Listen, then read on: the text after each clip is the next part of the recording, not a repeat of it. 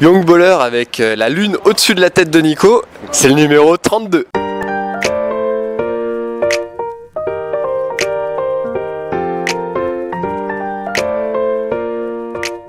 On se retrouve donc après la victoire de l'équipe de France en 8e de finale de ce championnat d'Europe U16 face à l'Allemagne. Une très très large victoire vraiment construite dès les premières minutes avec une équipe de France qui s'est à nouveau appuyée sur son secteur intérieur qui a été ultra dominant aujourd'hui.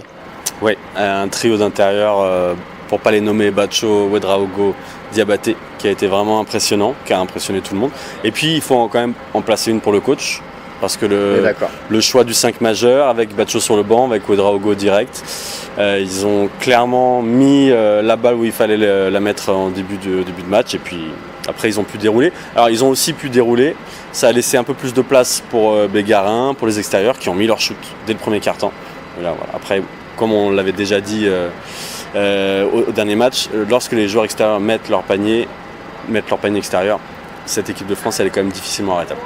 C'est d'ailleurs Bégarin qui au début du troisième quart-temps a complètement tué le match avec 7 ou 9 points consécutifs, je sais plus, il en met 15 au total dans le troisième quart-temps.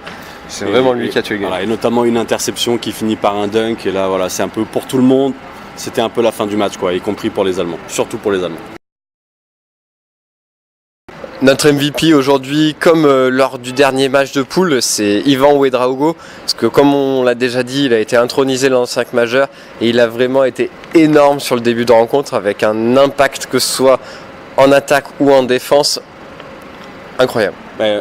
Hugues Porty a clairement pas pu jouer par rapport aux fautes, mais même quand il était sur le terrain, il n'a jamais réussi à enfoncer Ouedraogo, c'est son jeu, ils ont à peu près le même jeu, sauf que Hugues Porty est beaucoup plus grand. Et résultat, il a mis Hugues Porty sur le banc et puis, comme d'hab, il a pris ses rebonds, il a mis ses petits hooks main gauche. Il a été super important, comme d'habitude, comme depuis le début du tournoi, pour l'équipe de France. Le quart de finale, ce sera donc dès demain face à la Serbie, qui s'est imposé face à la Slovénie.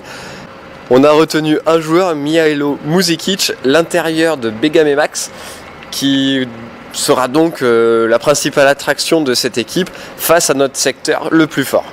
Oui, de toute façon ça va être un super match à domicile avec la pression qui va être sur les épaules des Serbes et puis cette possibilité de rejoindre cette demi-finale face au vainqueur de Lituanie-Croatie qui va être un énorme match. Yes. Donc voilà, les choses sérieuses commencent là.